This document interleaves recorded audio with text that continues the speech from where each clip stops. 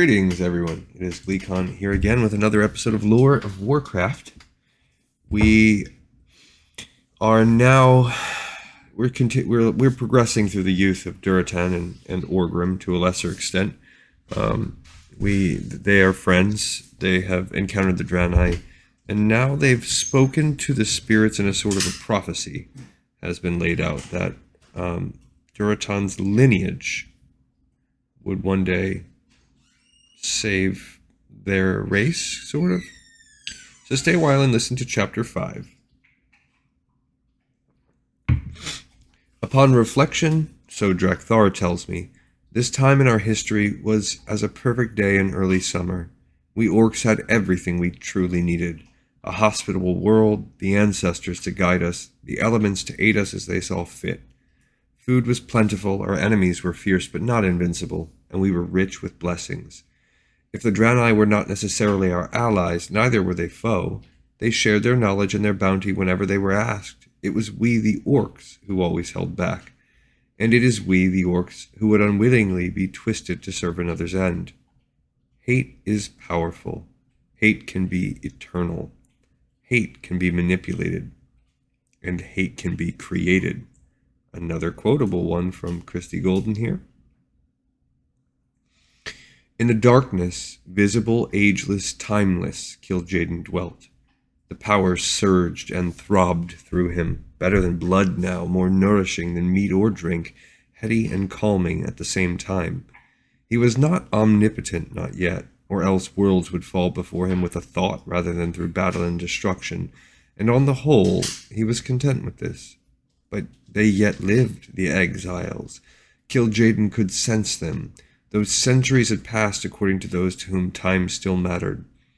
They were lying low, Velen and the rest of the fools, too cowardly to face him and Archimonde, who had worked as his friend and ally through the changes, as he had when they were simple beings. He, Archimonde, and the others no longer thought of themselves as Eredar. Velen would call them Manari, but they called themselves the Burning Legion, Sargeras' army, the Chosen Ones.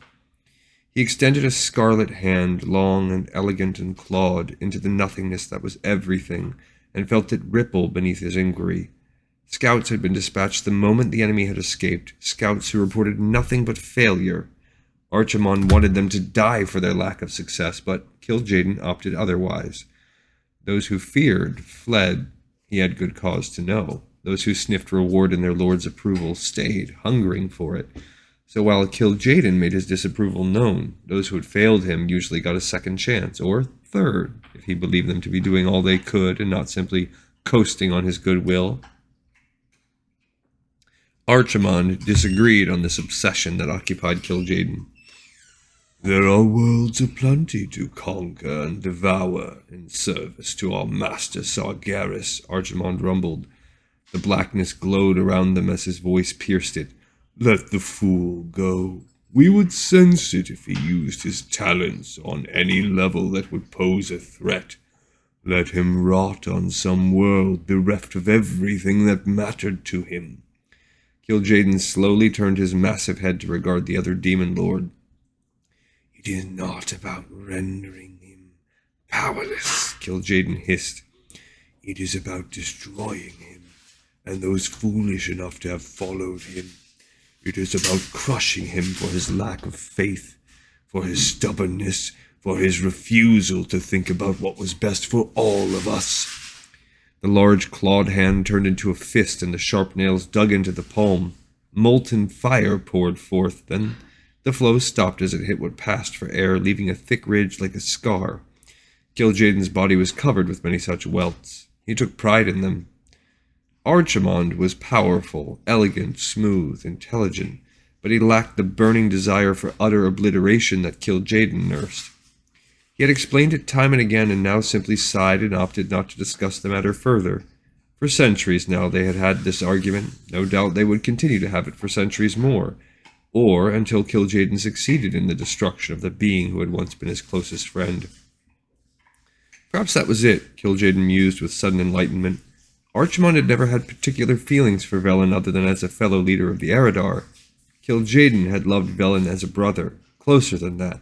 loved him almost as another aspect of himself, and then, again the huge hand clenched, and again unholy fire poured forth in lieu of blood. No. It would not be enough to think of Velen sitting on some backwater world, nursing his hurt pride, living off the land in some cave. Kil'jaeden once would have said he wanted blood, but blood, powerful in its own way as it was, would not satisfy him now. He wanted the essence of shame, of utter and complete humiliation.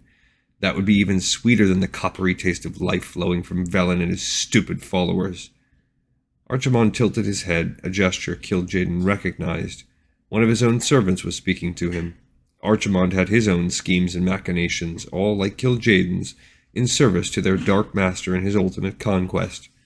Without a word, Archimonde rose to his full imposing height and departed, his movements lithe and sleek, belying his size. At that moment as well, Kil'jaeden felt a slight scratching inside his head. He recognized it as once. It was Talgath, ever his right hand, seeking contact, and the sensation emanating from the thought was one of cautious hope. And remember from our chronicles, Talgath is the one who's been, keeping tabs on the Draenei, pursuing them, and he's the one that sits and watches on Draenor for a long while. What is it, my friend? Speak, Kil'jaeden commanded in his mind. My great lord, I do not wish to plant false hope, but I may have found them.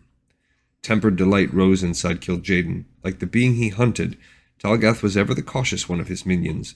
Only a little lower in rank than Kil'jaeden himself, he had proved his loyalty over the centuries. He would not say even this guarded statement without good cause. Where, and what makes you sense this? There is a small world, primitive and insignificant, and I have sensed their peculiar brand of magic tainting the area. It is possible that they may have come and gone. Such, alas, has happened before. Kil'jaeden nodded, even though Talgath was not present to see the gesture. Some things from his past yet lingered, he thought, smiling a little at the ancient movement that betokened agreement in nearly every sentient species he had encountered. You speak truly, he acknowledged. Many times before, Kil'jaeden's forces had arrived on some world or other, lured by the sweet essence of Eredar magic, only to find that somehow Velen and his wretched followers had gotten wind of the approach and escaped. But I remain hopeful. I will find them and twist them to my purposes, and I have eternity in which to do so. A thought occurred to him. So often before, Kil'jaeden's forces had descended upon a world where Velen was thought to be, only to have him escape. Kil'jaeden had nursed his insulted pride by destroying such worlds, but the slaughter of primitive races, though pleasant, did not slake his demonic thirst for complete and total revenge. He would not behave that way this time. He would not send Talgath at the head of the Burning Legion. Velen had once been the strongest of them, the wisest, the most attuned to magic and science. Kil'jaeden could not imagine that his old friend would have dropped his guard, not after such a relatively brief time. Velen would be constantly on the alert, ready to flee in the face of so obvious a threat. But what about a less obvious threat? Talgath, I want you to investigate this world for me. My lord? Talgath's mental voice was smooth and poised, but puzzled. We have descended upon worlds in force before, and to no avail. Perhaps this time only one is sent. Only one, but one who can be trusted completely. Kil'jaeden sensed unease and pride warring in Talgath's thoughts. There are more ways to destroy one's enemy than with an army. Sometimes those ways are better. You wish me to find such a better way, then? Precisely. Visit this place on your own. Learn about it. Investigate. Tell me if the exiles are truly there, and if so, what their state is. Tell me what they live on. If they are fat and settled like tamed livestock, or lean and edgy like prey animals. Tell me what their world is like, what other peoples live there, what creatures, what seasons. Investigate, Talgath. Do nothing without express orders from me. Of course, my lord. I shall prepare at once. Still puzzled but obedient and intelligent, Talgath had served the Minari master well in the past. Now he would serve well again. Kil'jaeden's face, though it little resembled what it had been before he had cast his lot with the great Lord Sargeras, was still able to twist into the facsimile of a smile. Durotan, like all his people, had been ready to begin training with weapons at the age of 6. His body was already tall and filling out, and the usage of weaponry came naturally to his people. At 12, he had gone with the hunting parties, and now after the rite that marked him as an adult, he had been able to join in the hunt for the ogres and their obscene, twisted masters, the Gron. This year, as the autumn Koshard came, he joined the adults in the circle after the children had been sent to bed. And as he and Orgrim had learned years before, being an adult and being able to attend the fireside circle was not very interesting. However, the one thing he did find interesting as he watched with observant brown eyes was interacting with those whose names he had known for many years, but who never spoke much to him because of his youth. Mother Kashur, of course, was from his own clan. He knew she had high standing among the shaman of the other clans, and he took pride in that fact. He noticed her huddled by the fire on this first night, a woven blanket wrapped around a frame that seemed to him little more than bone and skin. He knew without knowing how he knew that this would be her last Kosharg celebration, and the thought saddened him more than he had expected. Next to her, younger than she but older still than Durotan's parents, was Kashur's apprentice Drekthar. Durotan had not spoken much with Drekthar, but the older orc's sharp tongue and sharp eyes were deserving of much respect. Durotan's brown eyes continued to roam over the assembled company. Tomorrow the shaman would be gone, departing for their meetings with the ancestors in the cavern of the sacred mountain. Durotan shivered as he again recalled his visit there, and the cold breeze that felt like a draught, but was nothing so ordinary. Over there was Grommash Hellscream, the young and slightly manic chieftain of the Warsong clan. Only a few years older than Durotan and Orgrim, he was new to his position. There had been mutterings about the mysterious circumstances under which the former chieftain had died, but the Warsong clan did not challenge Grommash's leadership. Durotan thought it no wonder. Though youthful, Grommash was intimidating. The dancing, flickering light of the fire only served to make him look more menacing. Thick black hair flowed down his back. Upon his ascension to chieftainship, Grom's jaw had been tattooed a uniform shade of black. Around his neck hung a necklace of bones. Durotan knew their meaning. Among the Warsong, it was tradition that a young warrior wear the bones of his first kill inscribed with his personal runes. Beside Grommash was the enormous, imposing Black Hand of the Blackrock clan. Next to Black Hand, munching in silence, was the chieftain of the Shattered Hand clan, Kargath Bladefist. In lieu of a hand, he had a scythe embedded in his wrist, and even now, as an adult, Durotan found himself unsettled as the blade glinted in the firelight. Next to him was Kilrog Deadeye, chieftain of the Bleeding Hollow clan. The name was not a familial one, but one he had taken for himself. One eye flitted over the assembled company, the other sat mangled and dead in truth in its socket. If Grommash was young for a chieftain, then Kilrog was old for one, but it was clear to Durotan that despite his years and grizzled appearance, Kilrog was far from done with either life or leadership. Uneasily, Durotan turned his attention elsewhere. On Drekthar's left was the famous Ner'zhul of the Shadowmoon clan. For as long as Durotan could remember, Ner'zhul had led the shaman. Once Durotan had been permitted to attend a hunt at which Ner'zhul had been present, and the mastery the shaman had over his skills was shocking.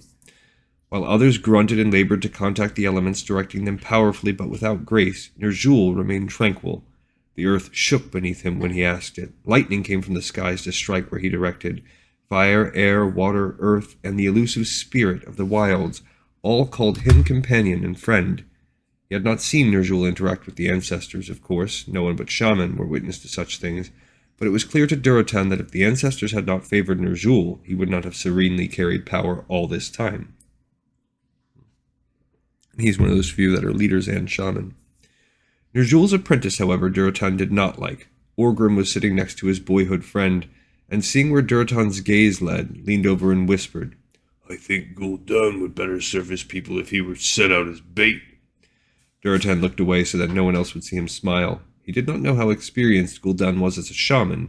Surely he must have some ability, or else Ner'zhul would not have taken him on to succeed him. But he was not a very prepossessing orc. Shorter than many, softer than most, with a short, bushy beard. He did not exemplify the orc as a warrior, but Durotan supposed that one did not have to be a hero to contribute. "Now that one, she is warrior-born." Durotan looked in the direction that Orgrim had indicated, and his eyes widened slightly. Orgrim had spoken the truth. standing tall and straight, her muscles rippling beneath smooth brown skin in the firelight as she reached and sliced a chunk of meat off the roasting Talbot carcass. The female in question seemed to Durotan to be the epitome of all the orcs valued. She moved with the feral grace of one of the black wolves, and her tusks were small but sharpened to deadly points. Her long black hair was pulled back in an efficient but attractive braid. Who is she? Durotan murmured, his heart already sinking. Surely this magnificent female was a member of another clan. He would have noticed if such a beauty, strong, supple, graceful, had been in his own clan. Orgrim guffawed and slapped Durotan on the back. The sound and gesture caused several heads to turn in their direction, including Durotan realized that of the lovely female. Orgrim leaned in to whisper the words that made Durotan's spirits rise. You unobservant dog! She is a frost wolf. I'd have claimed her for myself if she were of my own clan. A frost wolf? How in the world had Durotan failed to notice such a treasure in his own clan? He turned his gaze from Orgrim's grinning visage to look at her again. He found her staring directly at him, their gazes locked. Draka! The female started and turned away. Durotan blinked as if returning to himself. Draka, he said quietly. No wonder he had not recognized her. No, Orgrim, she was not a warrior born, she is a warrior made. Draka had been born sickly, her skin of pale fawn color rather than the healthy tree-bark brown that marked most orcs. For most of his childhood, Durotan remembered the adults speaking of her in low whispers as of one already on the way to joining the ancestors. His own parents once spoke of her sadly, wondering what her family had done that the spirits would curse them with such a frail child. It was soon after that Durotan realized, putting the pieces together, that Draka's family had moved to the outskirts of the encampment. He had not seen much of her, busy as he was with his own duties. Draka had sliced off several chunks of meat and brought them back to her family. Durotan noticed 2 younglings sitting with the orcs who presumably were her parents. Both looked fit and healthy. Feeling her gaze upon him, Draka turned her head and met his eyes steadily. Her nostrils flared, and she sat up straighter as if daring Durotan to look upon her with pity and compassion, rather than admiration and respect. No, this one did not need any pity. By the grace of the spirits, the healing of the shaman, and the power of the will he could see burning in her brown eyes, she had cast off her childhood frailty to mature into this vision of female orc perfection. His breath escaped him in a whoosh as Orgrim elbowed him. Durotan glared at his childhood friend. Stop gaping! Makes me want to put something in your mouth to shut it, Orgrim grumbled. Durotan realized he had indeed been gaping, and that more than one knowing, grinning glance was coming his way. He returned his attention to the feast and did not glance at Draka again for the rest of the night, but he dreamed of her. And when he awoke, he knew that she would be his. He was heir to the chieftaincy of one of the proudest of orc clans. What female could deny him? No, Draka said. Durotan was stunned. He had approached Draka the next morning and invited her to go hunting with him the following day, alone. Both knew what that meant. Male and female hunting in a pair was a courtship ritual, and she had rebuffed him. It was so unexpected he did not know how to react. She watched him almost contemptuously, her lips curving around her perfect tusks in a smirk. Why not? Durotan managed. I am not yet of age, she replied. The way she phrased it made it sound more like an excuse than a reason, but Durotan would not be put off so easily. I had intended this to be a courting hunt. That much is true, he said bluntly, but if you are not of age, I will respect that. Still, I would like your company. Let this be a hunt shared by 2 proud warriors, nothing more. Now it was her turn to be startled. Durotan guessed that Draka had expected him to either push the point or leave in anger. She paused, her eyes wide. Then she grinned. I will come on such a hunt, Durotan, son of Garad, leader of the Frostwolf clan. Durotan thought he had never been happier. This was vastly different from the usual hunt. He and Draka had set a brisk, loping pace. All his challenges with Orgrim had given Durotan stamina, and for a moment he worried that he was going too fast, but Draka, born so fragile and now so strong, kept up with him. They did not speak much. There was little to say. They were on a hunt. They would find prey, kill it, and bring it back to their clan. The silence was easy and comfortable. He slowed as they moved into open territory and began to scan the ground. There was no snow on the earth, so tracking was not the simple job it was in the winter months. But Durotan knew what to look for. Disturbed grass, broken bush twigs, and indentation, however slight on the soil. Cleft hooves, he said. He rose and scanned the horizon in the direction they had gone. Draka still crouched on the earth, her fingers delicately moving aside the foliage. One is injured, she announced. Durotan turned to her. I saw no blood. She shook her head. No blood, but the pattern of the prints tells me this. She pointed where he had looked. He saw nothing to alert him to an injured beast and shook his head, puzzled. No, not this print. The next, and the one after that. She moved along, careful where she placed her feet, and suddenly Durotan saw what she had. The indentations of one hoof were slightly less deep than the other three. The beast was limping. He turned admiring eyes on her, and she flushed slightly. It is easy to read, she said. You would have found it yourself. No, he admitted honestly, I did not. I saw the prints, but I did not take the time to observe them in full detail. You did. You will make an excellent hunter one day. She straightened and looked at him proudly. Something warm and simultaneously strengthening and weakening rushed through him. He was not one to pray, but now as he looked at Draka standing before him, he sent a quick prayer to the spirits. Let this female look agreeably upon me. They followed the trail like wolves on the scent. Durotan had stopped leading. This female was his equal in tracking. They complemented one another well. He had the sharper eyes, but she looked more deeply at what he found. He wondered what it would be like to fight beside her. Their eyes on the earth before them, they loped around a sharp turn. He wondered what it would be like to... The great black wolf crouched snarling over the same animal they had been tracking. Whirled. For an endless instant, three predators regarded one another, but even before the mighty beast had gathered itself to spring, Durotan had charged. The axe felt as nothing in his arms as he lifted and struck. It sank deep into the creature's torso, but Durotan felt the retaliatory bite from yellowed teeth crunch down on his arm. Pain, white-hot and shocking, coursed through him. He tore his arm free. It was harder this time to lift the axe with his arm pumping blood, but he did. The wolf had turned its attention fully upon Durotan, its yellow eyes boring into his, its mouth open in a roar, its hot breath stank of rancid meat. At that instant, before the great jaws could close upon his face, Durotan heard a war cry. There was a flurry of movement in the corner of his eye. Draka sprang upon the beast, her long, ornamented spear preceding her. The wolf's head snapped back as the spear pierced its midsection. In the instant of inattention, Durotan hefted his axe again and brought it down as hard as he could. He felt it cut through the animal's body, down, striking earth, going deep, lodging so firmly he could not pull it out immediately. He stepped back, panting. Draka stood beside him. He felt her warmth, her energy, her passion for the hunt as powerful as his. Together they stared at the mighty beast they had slain. They had been taken unawares by an animal that usually required several seasoned orcs to bring it down, and they were still alive. Their foe lay dead, blood pooling beneath it, sliced in two by Durotan's axe, Draka's spear protruding from its heart. Durotan realized he would never be able to tell which of them had struck the true killing blow, and the thought made him ridiculously happy. He sat down hard. Draka was there, quickly washing the blood from his lacerated arm, only to mutter under her breath as more came. She tended him with healing salves and tightly wrapped bandages, along with some bitter-tasting herbs she added to the water, and ordered him to drink. After a few moments, the dizziness went away. "Thank you," he said quietly. She nodded, not looking at him. Then a smile quirked one corner of her mouth. "What is so funny that I was not able to stand?" His voice was harsher than he had intended, and she looked up quickly, surprised at his tone. "Not at all. You fought well, Durotan. Many would have dropped their axe after such a blow." He felt oddly pleased by her comment, delivered as a factual statement rather than flattery. "Then what amuses you?" She grinned, meeting his eyes evenly. "I know something, and you do not know it. But after this, I think I will tell you."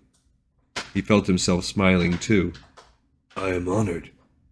I told you yesterday that I was not of age for a courtship hunt." "True. Well, when I said that, I knew I would soon come of age." "I see," he said, though he didn't, not quite. "Well, when will you come of age?" Her smile broadened. "Today," she said simply. He looked at her for a long moment, then with no word pulled her to him and kissed her. Talgath had been observing the orcs for some time. Now he withdrew from them, their bestial nature offending him. Being a Minari was better. Except for the female creatures with the leathery wings and tail, Minari slaked their lust with violence, not coupling. He preferred it that way. He would in fact have preferred to have slain the two on the spot, but his master had been quite clear about intervening. There would be questions asked if these two did not return to their clan, and though they were as unimportant as flies to him, flies could become a nuisance. Kil'jaeden wanted him only to observe and report back, nothing more. And so Talgath would. Revenge, mused Kil'jaeden, like fruit on a tree, was sweetest when allowed to fully ripen. There had been moments over the long stretch of years when he had harbored doubts about being able to locate the renegade Eredar. The more Talgath shared with him, however, the more confident and delighted Kil'jaeden grew. Talgath had served him well. He had observed the pathetic so-called cities the once mighty Velen and his little handful of Eredar had created. He had observed how they lived, hunting like the creatures who called themselves orcs, putting grain in the ground with their own hands. He had watched them trade with the hulking, barely verbal creatures, treating them with a courtesy that was positively laughable. Talgath sensed some echoes of former grandeur in their buildings and limited technology, but overall, Talgath felt that Kil'jaeden would be pleased with how low his former friend had fallen. Draenei, they called themselves now, the Exiles, and they had named the world Draenor.